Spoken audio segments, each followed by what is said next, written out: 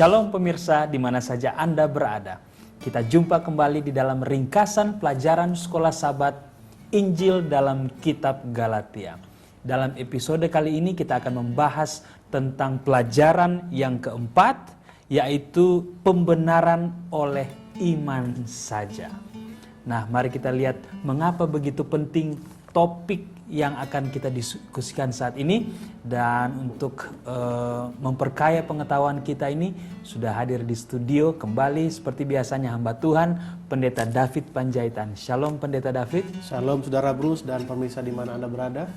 Saudara sekalian, melihat dari judul pelajaran kita yaitu pembenaran oleh iman saja, kita diarahkan kepada satu pertanyaan yang sangat penting, yang sangat sentral di dalam teologia kekristenan.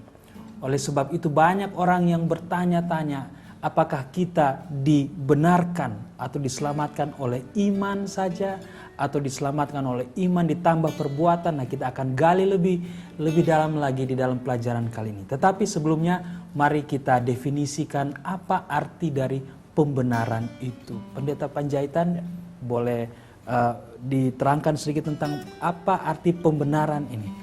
Baik, terima kasih Saudara Bruce dan pemirsa dimanapun Anda berada. Ini judul yang sangat menarik. Kenapa saya katakan menarik? Biasanya kalau orang bicarakan ini judulnya adalah pembenaran oleh iman. Tetapi kali ini ditegaskan kembali dengan satu kata, yaitu saja. Pembenaran oleh iman saja. Okay. Artinya tidak ada yang lain kecuali hanya pembenaran oleh iman. Baik, sebelum menjawab pertanyaan Saudara Bruce, saya ingin membawa pikiran kita atau pemirsa di rumah kepada pelajaran Sabat petang. Bahwa ini dimulai dari sikap Petrus yang dilihat oleh Paulus. Yang mana awalnya, kalau Saudara Bruce dan pemirsa ingat di rumah, pelajaran yang waktu lalu, bahwa Paulus sangat menegur Petrus. Di mana awalnya Petrus mau makan bersama dengan orang Kristen non-Yahudi, tapi oleh karena banyak orang di sekitarnya memperbincangkan sikap Petrus, akhirnya Petrus meninggalkan itu. Itulah yang disoroti oleh Rasul Paulus. Kenapa saya katakan demikian? Kalau kita lihat di Sabat petang di Alenia pertama, sebagaimana yang sudah kita lihat dalam pelajaran pekan lalu, Paulus secara terbuka menentang Petrus di Antiokhia karena dia tidak dapat menjaga konsistensi antara iman yang diajarkan dengan sikap yang dia tunjukkan. Artinya iman yang diyakini oleh Petrus dengan sikap yang apa? Ditunjukkan seolah-olah apa yang dibuat oleh Petrus, yang diperbincangkan oleh orang-orang di sekitar Petrus, membuat keyakinan Petrus itu apa? Berubah. Baik, untuk menjawab pertanyaan Saudara Bruce tadi masalah pembenaran, mari kita lihat pelajaran hari Minggu. Di sana saya pikir sangat jelas diterangkan apa arti pembenaran. Saya akan bacakan supaya lebih jelas dan juga pemirsa di rumah bisa mengikuti pelajaran Sekolah Sabat kita. Dari alinea yang pertama setelah huruf tebal, cetakan tebal. Kata kerja pembenaran adalah istilah kunci bagi Paulus. Seperti yang Saudara Bruce pertanyakan tadi, ini pokok utama teologia kekristenan. Jadi apa pembenaran itu? Baik, kita masuk di sana ada ayat Galatia 2 ayat 16 dan 17. Saya melanjutkan kalimat pembenaran. Pembenaran adalah istilah yang tepat untuk digunakan dalam sidang pengadilan. Jadi pembenaran adalah kata yang digunakan dalam apa? Pengadilan. Lalu apa arti kata itu? Saya akan lanjutkan. Hal ini memiliki hubungan dengan hukuman yang dijatuhi oleh hakim ketika seseorang kedapatan tidak bersalah atas tuduhan yang dilontarkan kepadanya. Itulah pembenaran itu di dalam pengadilan. Ya, bedakan, ini kita belum bicara tentang rohani, Saudara Bruce dan pemirsa di rumah. Ini masih bicara definisi pembenaran dari sudut pengadilan. Di sini dikatakan yang tadinya dihukum didapati tidak bersalah, lalu apa? Dibenarkan. Baik, selanjutnya. Hal ini sangat bertolak belakang dengan penghukuman. sebagai tambahan karena kata adil dan benar berasal dari kata Yunani yang sama. Maka bila mana seseorang ingin dibenarkan, ini berarti bahwa orang tersebut diperhitungkan sebagai orang benar. Pembenaran diperhitungkan sebagai orang benar. Saya dan saudara Bruce adalah orang berdosa. Orang berdosa dalam arti orang yang bersalah di hadapan Tuhan. Nah, kita dibenarkan dalam arti kita dianggap benar atau diperhitungkan benar di hadapan siapa? Hadapan Tuhan. Seperti kalimat ini, saya akan bacakan selanjutnya. Demikianlah pembenaran melibatkan lebih dari pengampunan. Hal ini merupakan pernyataan positif yang menyatakan bahwa orang itu benar.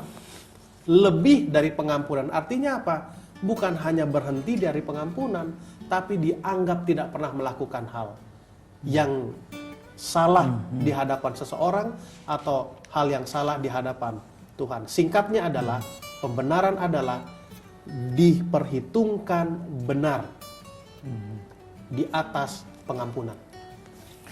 Nah, yang menarik dari pelajaran hari Minggu ini juga ada statement dikatakan bahwa bagi orang Yahudi pembenaran adalah hubungan. Jadi satu relationship. Apakah ini artinya setelah seseorang itu dianggap, contohnya tadi pengadilan, begitu dia dibenarkan, apakah cukup sampai di situ atau ada sesuatu yang harus dia lakukan, satu perubahan, apa satu gaya hidup atau satu kepercayaan? Apakah itu ada hubungannya dengan kata ini, hubungan ini tadi? Baik, ini hal yang perlu dicermati oleh kita. Kembali kepada judul saudara Bruce dan pemirsa di rumah, pembenaran oleh iman saja. Tidak ada yang lain. Kalau kembali kita kepada pelajaran hari Minggu di bagian bawah. Bagi beberapa orang umat Yahudi yang percaya, hal ini yang terakhir itu, pembenaran adalah hubungan. Hal itu terjadi di sekitar hubungan mereka dengan Allah dan perjanjiannya. Karena dibenarkan dapat juga berarti bahwa orang itu dianggap sebagai anggota yang setia dari umat perjanjian Allah. Keluarga Abraham dianggap juga. Artinya kembali kepada yang tadi, seperti judul dan keterangan saya yang saya ambil dari pelajaran Suara Sabat, bahwa dibenarkan itu adalah dianggap, diperhitungkan benar tanpa melakukan apa-apa. Tanpa melakukan apa-apa. Itu hal yang sangat perlu diyakini oleh orang Kristen, yang diyakini oleh orang Kristen, yang kembali dipertegas oleh siapa? Rasul Paulus. Hanya pembenaran oleh iman saja. Tapi tadi pertanyaan saudara Bruce adalah, apa itu pembenaran? Dianggap, diperhitungkan benar di hadapan Allah. Nah, sebagai manusia ya, sebagai orang Kristen, tentu adalah suatu hal yang wajar, manusia siapapun walaupun bukan orang, bahwa untuk mendapatkan sesuatu dia harus berbuat sesuatu. Benar. Kan? Jadi kalau orang memberikan sesuatu, kita ada rasa, oh berarti karena dia sudah baik sama saya, saya harus melakukan ini. Dan ini kan konsep yang biasa kita jumpai, kalau orang tua kasih hadiah, berarti oh saya harus jadi penurut lah, seperti itu. Nah, banyak orang ingin melakukan sesuatu karena Tuhan sudah memberikan keselamatan dan saya sudah punya iman. Oleh sebab itu saya harus masuk gereja, saya harus pelihara sabat, saya harus masuk gereja tepat waktu, belajar sekolah sabat.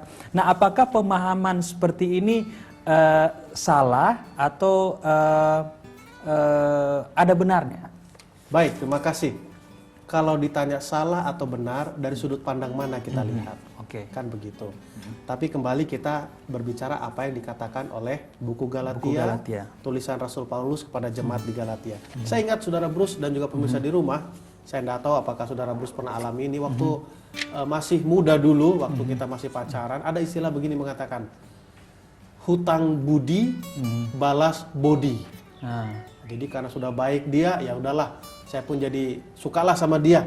Ya, tapi untuk hal ini bukan seperti itu. Beda ya. Baik, kembali saya ingin bedakan antara pembenaran dan iman. Ini harus kita mengerti dengan jelas. Kembali saya ingin tegaskan adalah bahwa pembenaran itu hanya itu saja, tidak ada yang lain. Pembenaran dianggap, diperhitungkan benar di hadapan siapa? Di hadapan Allah. Oke, tadi Saudara Bris singgung masalah iman. Mari kita buka pelajaran sahabat kita di hari Rabu. Di sana jelas dikatakan di hari Rabu penurutan berdasarkan iman. Di alinea yang kedua setelah kalimat yang huruf tebal itu. Iman sejati berdasarkan Alkitab adalah respon kita kepada Allah. Ini hal yang menarik Saudara Bruce. Iman bukanlah perasaan atau sikap yang manusia perlu miliki karena Allah menuntut hal itu. Sebaliknya, iman yang sesungguhnya berasal dari hati yang dipenuhi oleh perasaan kasih dan syukur atas kebaikan Allah. Itulah sebabnya mengapa Alkitab berbicara mengenai iman. Sebab iman itu selalu mengikuti inisiatif yang Allah telah lakukan sebelumnya. Jadi setelah kita dibenarkan, Allah katakan, oke, David kamu salah, tapi kamu saya benarkan. Apa respon saya? Apa respon Saudara Bruce? Memang kalau kita berbicara tentang iman selalu kita ambil buku Ibrani 11 pasal 11 ayat yang pertama. Tetapi saya ingin mengajak kita untuk melihat ayat 3. Ya, Ibrani 11 ayat yang pertama. Ibrani 11 ayat yang pertama biasa orang bacakan, tetapi saya ingin kita membaca ayat yang ketiga. Karena iman kita mengerti. Ya, karena iman kita mengerti. Itulah iman yang berdasarkan apa? Berdasarkan Alkitab. Tetapi prakteknya, Saudara Bruce, seperti yang Saudara Bruce katakan tadi. Saya kan sudah dikasih. Atau, saya berbuat inilah biar diberi sesuatu. Saya sudah lakukan ini supaya mendapatkan sesuatu. Artinya apa? Kita sering ingin mengerti dulu baru mengimani. Tetapi ayat ini mengatakan imani dulu, baru kita akan apa? Mengerti. Demikian juga dengan apa? Pelajaran sekolah sahabat kita. Kita dibenarkan. Ya, kita imani dulu itu. Apa respon kita? Apa kita tunggu dulu Tuhan, benarlah saya dibenarkan? Apa buktinya? Apa faktanya? Lihat saudara-saudara pemirsa di rumah dan juga kita, saudara Bruce di studio. Ini biasa terjadi kepada dunia orang muda. Orang muda dikenal dengan kritis. Lalu orang muda dikenal selalu meminta apa buktinya, apa faktanya. Nah, inilah yang perlu dipelajari oleh kita dan khususnya juga apa? Orang muda. Kalau Tuhan sudah katakan kamu dibenarkan, imani itu. Artinya apa responmu? Setelah kita jalani itu, baru kita akan mengerti, oh ini rupanya.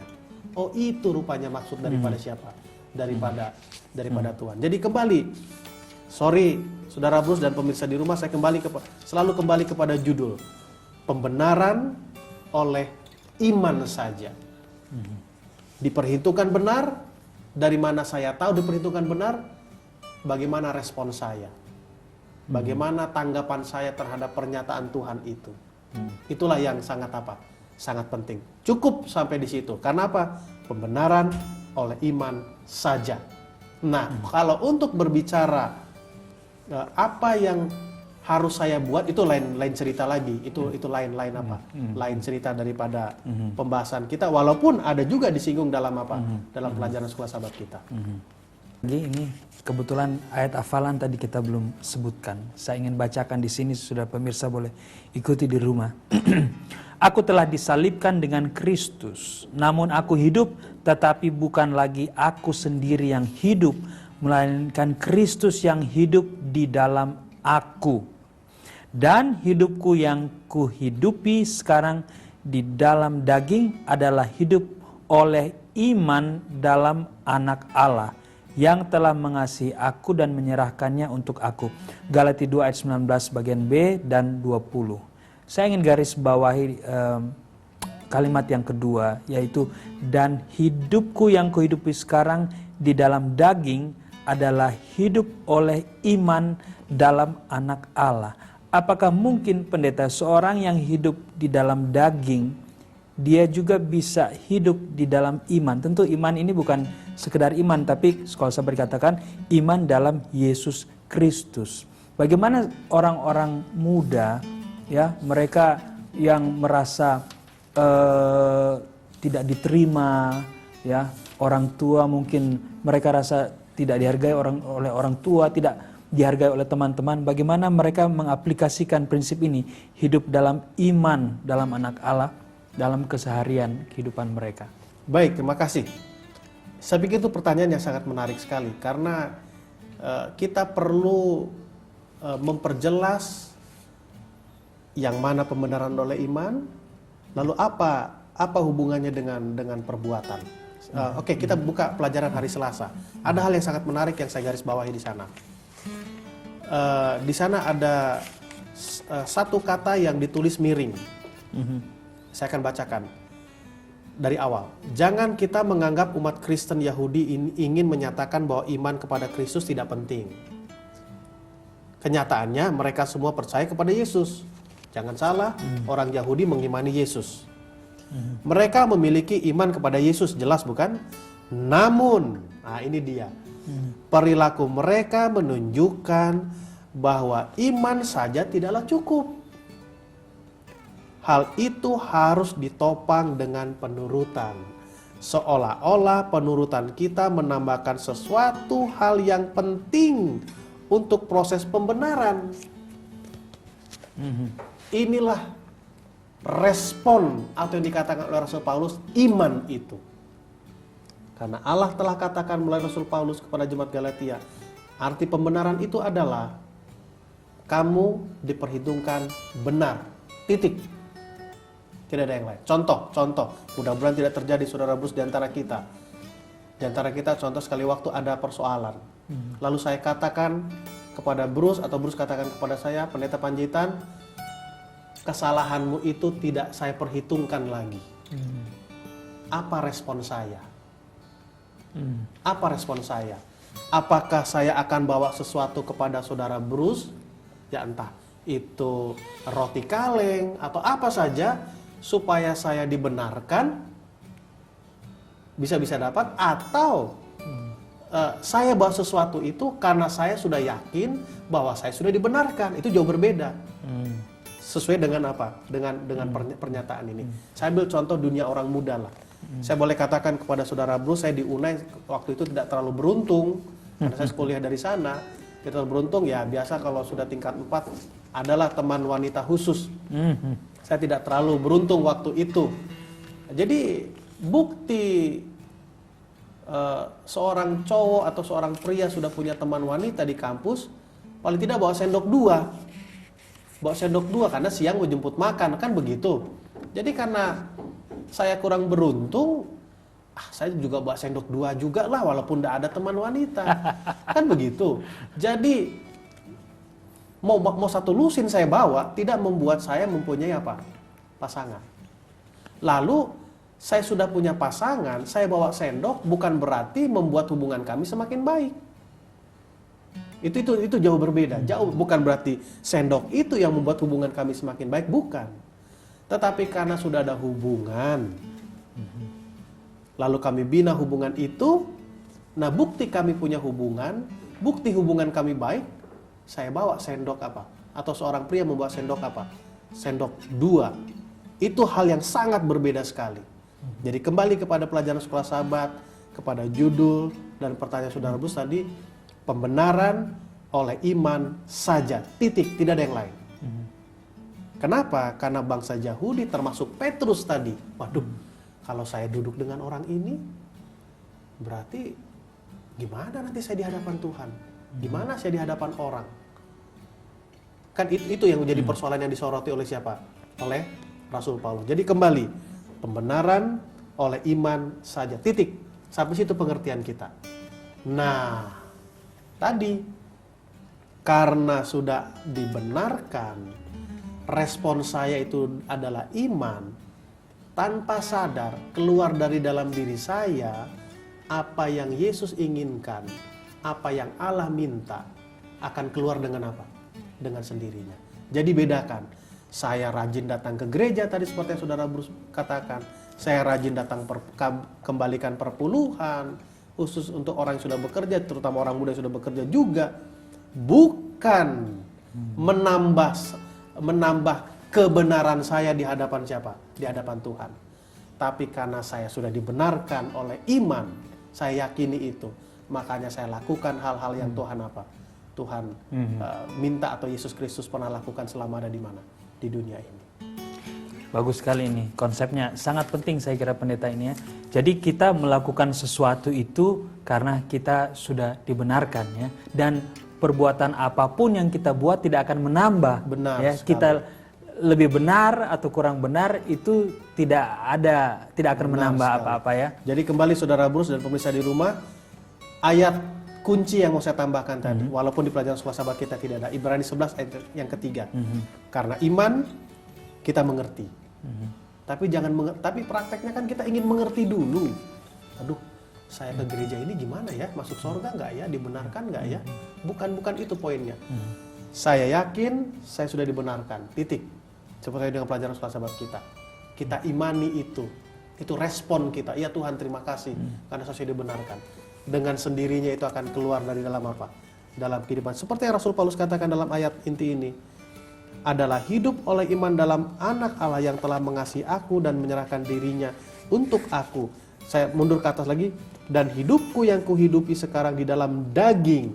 Artinya apa? Paulus menyatakan, saya orang yang sama seperti Anda, sama seperti saya, seperti saudara Bruce dan pemirsa di rumah, hidup dalam daging, bisa menghidupkan itu. Karena apa?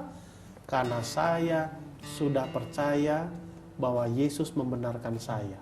Dengan istilah yang dia gunakan, saya telah disalibkan kepada siapa? Dengan Yesus Kristus.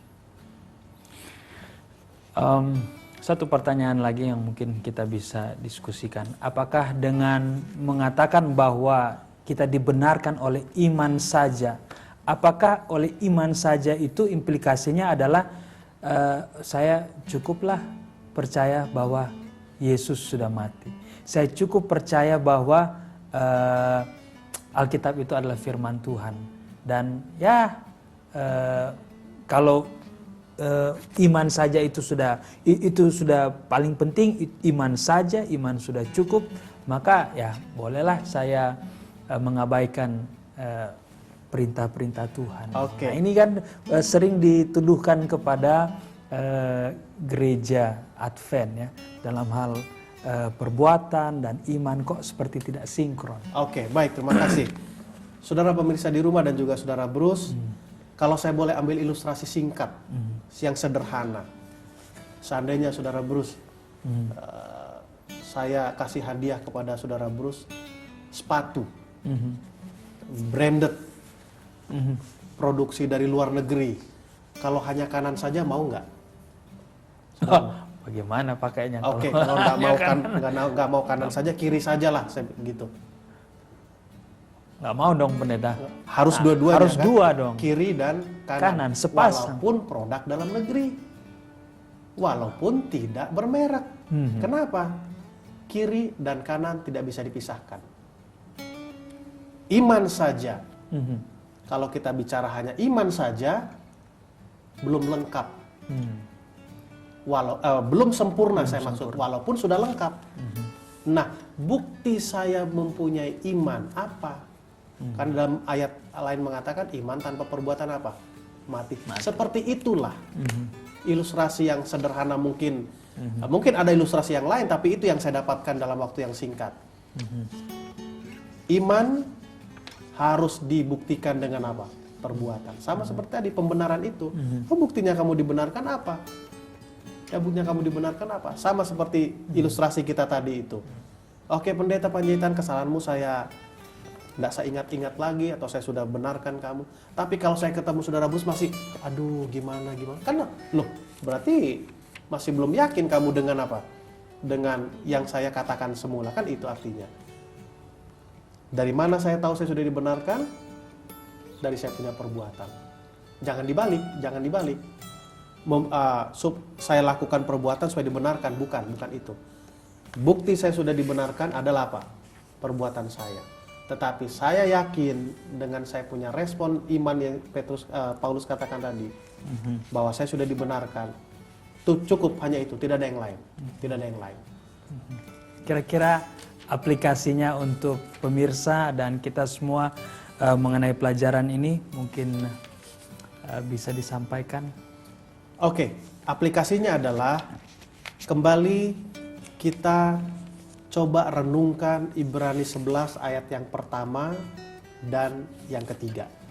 Itu saya punya aplikasi. Karena iman saya mengerti, bukan karena mengerti saya apa? Beriman. Itu hal yang sangat apa? Sangat menarik sekali. Aplikasi yang kedua yang ingin saya sampaikan adalah sering kita terpengaruh dan mempengaruhi orang lain oleh karena perbuatan kita. Dengan kata lain, sering kita membuat orang lain dan diri saya sebagai barometer. Itu yang selalu membuat kita mundur dari keyakinan kita bahwa kita sudah apa? Dibenarkan.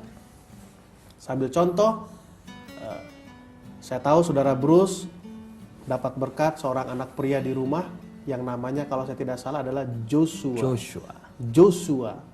Kalau Joshua dibandingkan anak Bruce yang nomor 2, saya kurang ingat namanya, Hizkia. Lihat perkembangannya. Waktu umur segini seperti ini, umur segini seperti ini.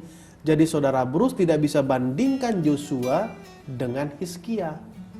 Tidak bisa dibandingkan secara langsung karena berbeda mereka ini kan, unik. Tidak bisa dibandingkan. Tetapi saudara Bruce bisa membandingkan keadaan Joshua dengan umur yang sebenarnya menurut manual yang dikeluarkan oleh rumah sakit. Bukan oleh kehidupan siapa? Hizkia. Saya harus mengukur kehidupan saya dengan manual yang dikeluarkan oleh Tuhan, bukan dengan orang lain. Orang lain saya ukur bukan berdasarkan kehidupan saya, tapi berdasarkan apa? Manual. Itulah yang Paulus katakan, artinya apa? Bermuara kepada kehidupan Yesus Kristus. Itu sebagai barometer daripada apa? Daripada kehidupan kita. Khususnya sesuai dengan pelajaran sekolah sahabat kita. Kita dibenarkan oleh iman saja, tidak ada yang lain. Baik, terima kasih Pendeta Panjaitan. Berdasarkan iman, kalau kita hidup dalam iman berarti kita mematikan diri kita dan membiarkan Kristus hidup di dalam diri kita, dan pada saatnya kita akan berdiri di hadapan pengadilan Allah dan kita akan dibenarkan bukan oleh perbuatan kita tetapi oleh karena iman kita melalui Yesus Kristus. Terima kasih banyak Pendeta Panjaitan. Terima kasih Saudara Bruce. Sekarang saatnya kita akan berdoa untuk pemirsa sekalian. Mari kita berdoa bersama-sama dan Pendeta Panjaitan akan pimpin. Terima kasih Tuhan, karena kasih-Mu kami masih bisa bertemu kembali di dalam acara ini Tuhan. Tuhan yakinkan kami, karena pembenaran oleh iman sajalah kami layak di hadapan-Mu ya Tuhan. Kiranya pelajaran yang sangat berharga ini akan semakin menguatkan iman kami, terlebih di situasi yang tidak menentu ini Tuhan. Kami ingin mendoakan kepada seluruh pemirsa dimanapun mereka berada. Apapun persoalan mereka Tuhan, Engkau akan lihat dan bantu mereka Tuhan. Berikan segala kebutuhan mereka, bukan keinginan mereka Tuhan. Sehingga mereka diyakinkan bahwa Tuhan adalah Allah yang baik, yang selalu memperhatikan orang-orang yang Engkau cintai ya Tuhan. Pertemukan kami dalam suasana yang lebih baik lagi dari saat ini. Dalam nama Tuhan Yesus kami berdoa dan mengucap syukur. Amin. Amin.